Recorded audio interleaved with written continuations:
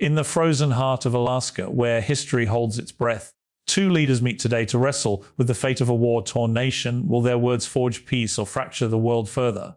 The summit between U.S. President Donald Trump and Russian President Vladimir Putin, held on August 15, 2025 at Joint Base Elmendorf-Richardson in Anchorage, Alaska, represents a critical juncture in addressing the Russia-Ukraine war, a conflict that has raged for over 3 years, leaving a trail of devastation across Eastern Europe. This meeting, set against the stark backdrop of a military base in the Alaskan wilderness, is not a routine diplomatic engagement, but a high-stakes endeavor to confront one of the most intractable geopolitical crises of our time. The war, sparked by Russia's invasion in February 2022, has claimed tens of thousands of lives, displaced millions, and upended global energy and food markets. While testing the cohesion of Western alliances, the human toll, shattered cities, families torn apart, and a generation scarred by violence underscores the urgency of finding a path to peace, even as the prospects remain fraught with complexity.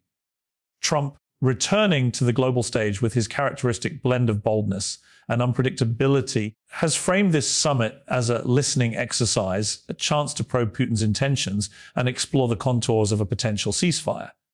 The choice of Anchorage, a symbolically neutral yet unmistakably American venue, signals an intent to project strength while engaging in dialogue.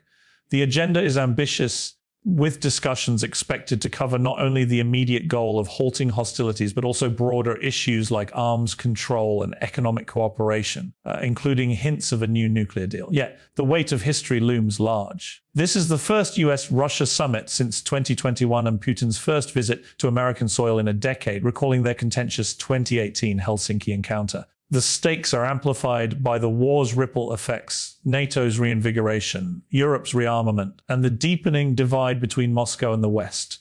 The summit's outcome could reshape the trajectory of the conflict, but it faces immediate hurdles. Putin's demands, Ukraine's cession of 4 regions, recognition of Crimea as Russian, and an abandonment of NATO aspirations are non-starters for Kyiv. Meanwhile, Trump's floated idea of land swaps has sparked alarm, hinting at a willingness to entertain territorial compromises that could undermine Ukraine's sovereignty. The absence of Ukrainian President Volodymyr Zelensky from the table further complicates the dialogue, as any deal without Ukraine's consent risks being seen as a betrayal by Kyiv and its European allies. The world watches, knowing that the decisions made in Anchorage could either inch us toward peace or deepen the fissures of a fractured global order. President Donald Trump's approach to the August 15, 2025 summit with Russian President Vladimir Putin in Anchorage, Alaska, hinges on his characterization of the meeting as a listening exercise, a strategic framing that reflects both his deal-making persona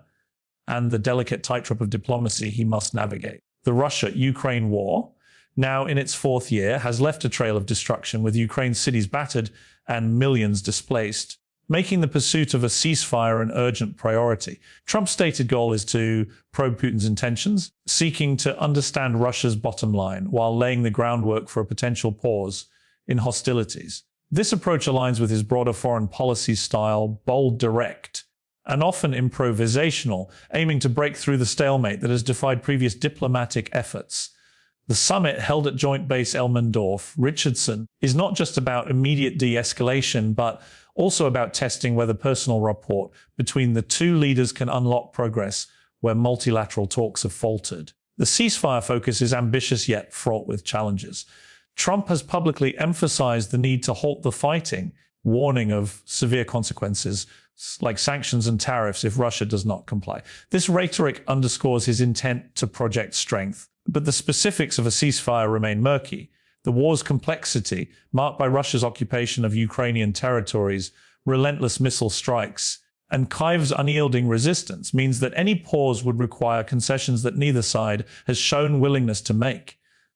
Trump's team, including high-profile figures like J.D. Vance and Marco Rubio, is tasked with fleshing out what a deal might look like, potentially involving temporary halts in fighting or demilitarized zones. Yet, the absence of Ukrainian President Volodymyr Zelensky from the summit raises immediate questions about the legitimacy of any agreement. Ukraine insists it must be a central player in negotiations, and Trump's suggestion of land swaps has already stirred unease. hinting at territorial compromises that could alienate Kyiv and its European backers. Beyond the immediate goal, Trump's listening exercise opens the door to broader discussions, including arms control and economic ties, with Putin hinting at a new nuclear deal. This expansive agenda reflects Trump's belief in high-stakes leader-to-leader diplomacy to reshape global dynamics. However, the risk is palpable. Missteps could embolden Russia or strain U.S. alliances, particularly with Europe, which remains steadfast in supporting Ukraine's sovereignty. The summit's success depends on whether Trump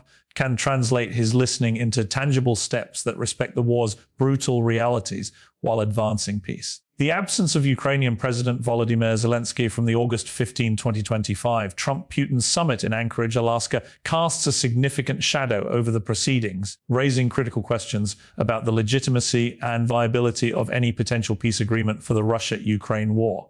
Ukraine, as the nation enduring the brunt of Russia's aggression since February 2022, has borne an immense toll. Cities reduced to rubble, millions displaced, and a resilient population fighting for its survival. Zelensky has been unequivocal in his stance. Any decisions about Ukraine's future made without its direct involvement are fundamentally flawed, describing such efforts as stillborn. This position reflects Ukraine's fierce commitment to its sovereignty and territorial integrity, principles that have galvanized its resistance and earned global admiration. The exclusion of Kyiv from this high-profile summit where U.S. President Donald Trump and Russian President Vladimir Putin discuss a possible ceasefire risks undermining the very foundation of a just resolution. The war's stakes make Ukraine's absence particularly contentious. Russia's demands cession of Donetsk, Luhansk, Zaporizhia, and Kherson, recognition of Crimea as Russian, and Ukraine's abandonment of NATO aspirations strike at the heart of Ukraine's independence. Zelensky's government has rejected these terms outright, viewing them as existential threats to the nation's existence. For Ukraine, any negotiation must prioritize its right to self-determination, a principle echoed by European allies who insist that Kyiv's voice is indispensable. The summit's structure, with Trump framing it as a listening exercise to probe Putin's intentions, suggests a bilateral approach that sidesteps Ukraine's agency. This has sparked alarm in Kyiv, where leaders fear that discussions, particularly Trump's mention of land swaps, could pressure Ukraine into concessions that betray its sacrifices. The idea of territorial compromises, even if exploratory, has already drawn sharp criticism from Ukrainian officials who see it as a dangerous precedent that could embolden Russia further. European leaders closely aligned with Ukraine share these concerns, emphasizing that no agreement can hold without Kyiv's consent.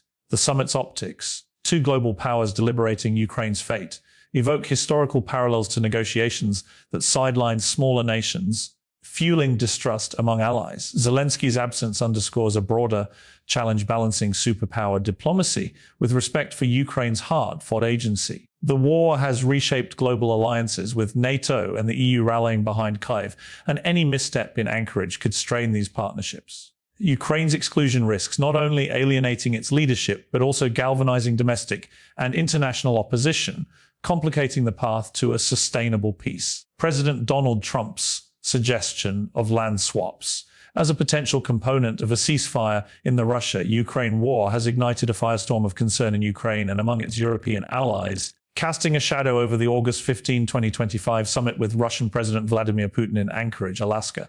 The Russia-Ukraine conflict, now stretching into its fourth year, has left Ukraine's infrastructure decimated, its people displaced, and its sovereignty under relentless assault. Trump's floated proposal, introduced as part of his broader push for a peace deal, implies the possibility of territorial concessions, where Ukraine might cede control of contested regions like Donetsk, Luhansk, Zaporizhia, or Kherson in exchange for other territories or guarantees. This idea, though vague, has been met with immediate alarm in Kyiv, where leaders view any suggestion of relinquishing land as a betrayal of Ukraine's fierce resistance and a direct challenge to its territorial integrity, a principle at the core of its national identity.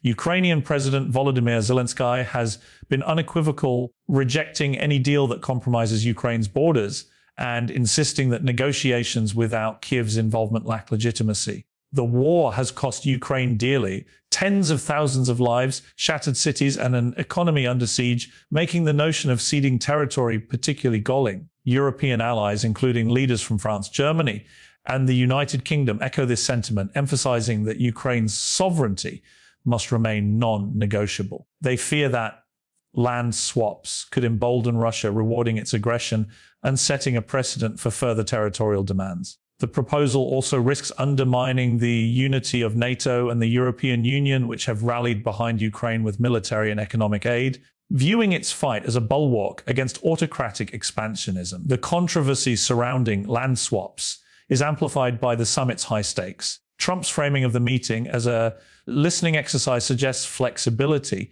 but the mere mention of territorial adjustments has sparked protests in Ukraine and criticism from European capitals.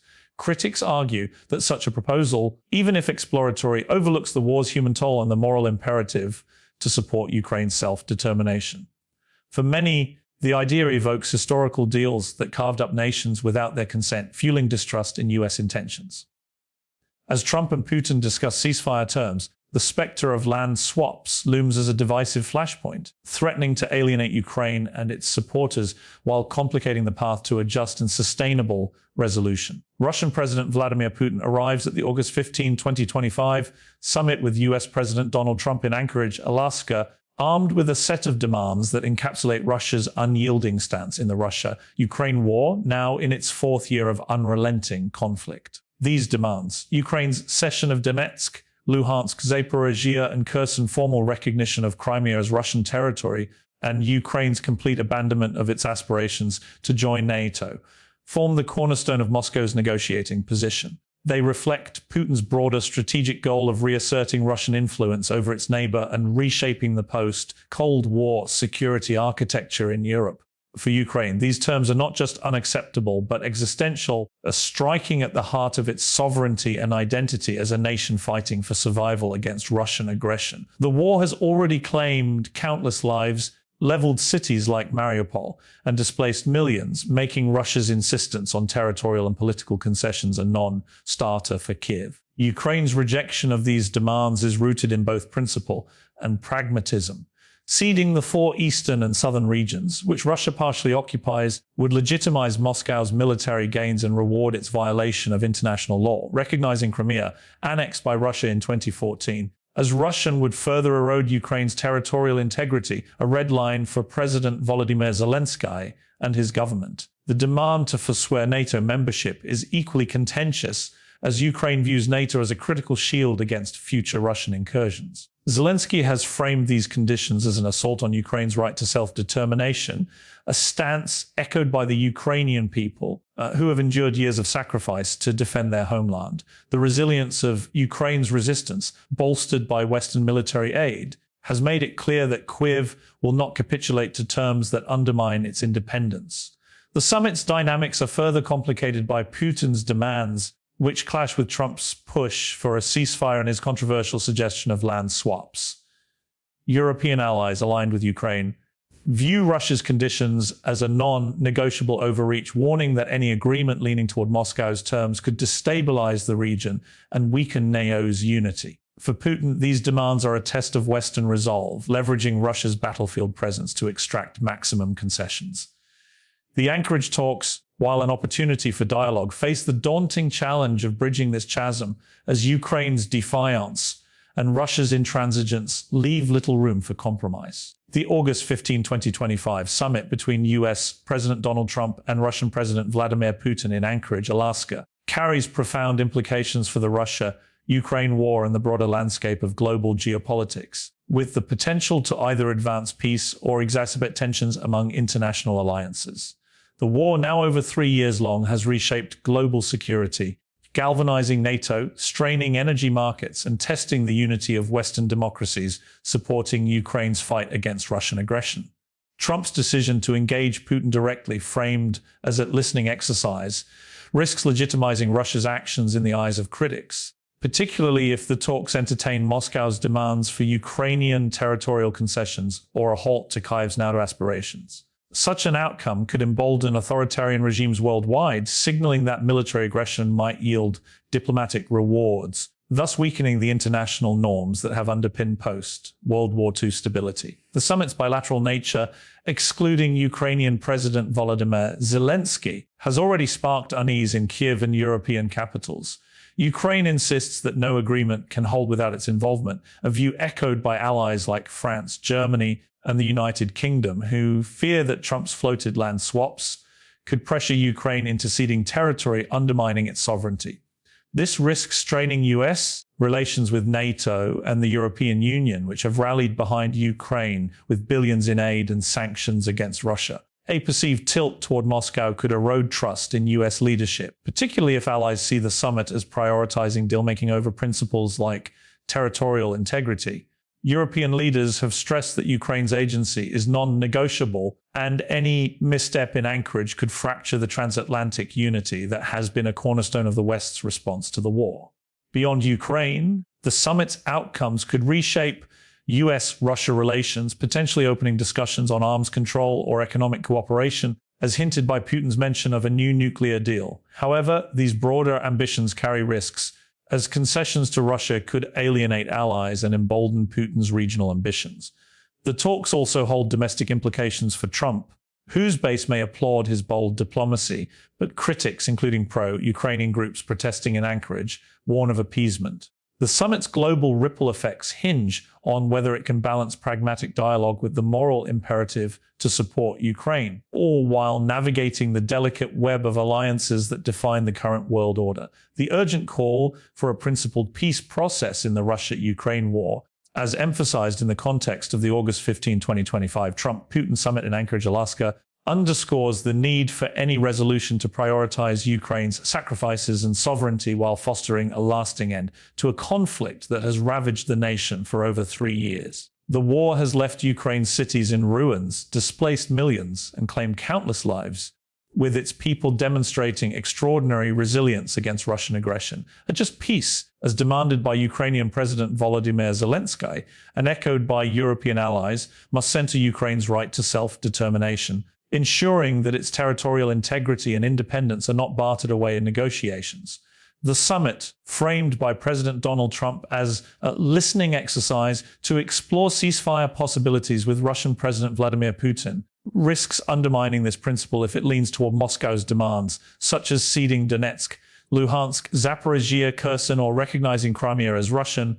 Terms Ukraine categorically rejects. The moral weight of Ukraine's struggle demands that any peace process respects the sacrifices of its people, who have endured relentless bombardment and occupation while defending their homeland. European leaders, including those from France, Germany, and the United Kingdom, have insisted that Ukraine's inclusion in negotiations is non-negotiable, warning that agreements made without Kiev's consent lack legitimacy and could destabilize the region. Trump's controversial suggestion of land swaps has heightened these concerns, as territorial concessions would not only betray Ukraine's fight, but also risk emboldening Russia's expansionist ambitions. A principled peace requires a framework that upholds international law, rejects rewarding aggression, and ensures Ukraine's agency in shaping its future, including its pursuit of NATO membership as a safeguard against further threats. The summit's high stakes amplify the need for a resolution that is not merely a temporary pause, but a durable solution grounded in justice. Pro-Ukrainian protests in Anchorage and skepticism from European allies reflect the global demand for a process that honors Ukraine's resilience rather than compromising it for diplomatic expediency.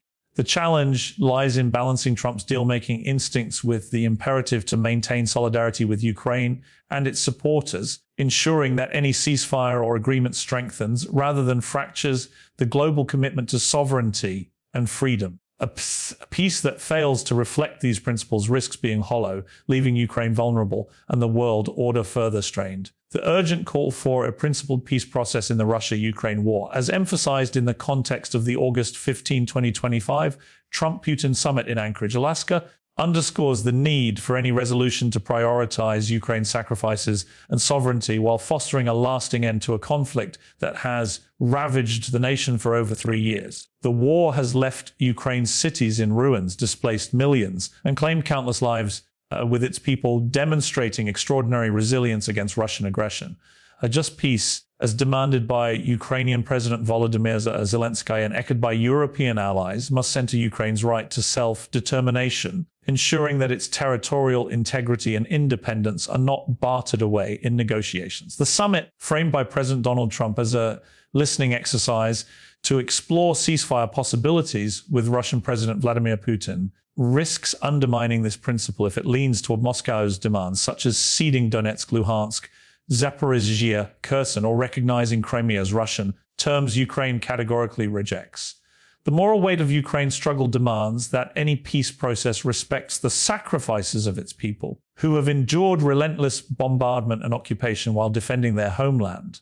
European leaders, including those from France, Germany, and the United Kingdom, have insisted that Ukraine's inclusion in negotiations is non-negotiable, warning that agreements made without Kyiv's consent lack legitimacy and could destabilize the region. Trump's controversial suggestion of land swaps has heightened these concerns, as territorial concessions would not only betray Ukraine's fight, but also risk emboldening Russia's expansionist ambitions. A principled peace requires a framework that upholds international law, rejects rewarding aggression, and ensures Ukraine's agency in shaping its future, including its pursuit of NATO membership as a safeguard against further threats. The summit's high stakes amplify the need for a resolution that is not merely a temporary pause, but a durable solution grounded in justice. Pro-Ukrainian protests in Anchorage and skepticism from European allies reflect the global demand for a process that honors Ukraine's resilience rather than compromising it for diplomatic expediency. The challenge lies in balancing Trump's deal-making instincts with the imperative to maintain solidarity with Ukraine and its supporters, ensuring that any ceasefire or agreement strengthens rather than fractures the global commitment to sovereignty and freedom. A peace that fails to reflect these principles risks being hollow, leaving Ukraine vulnerable and the world order further strained. As the Anchorage summit unfolds, the world stands at a precipice.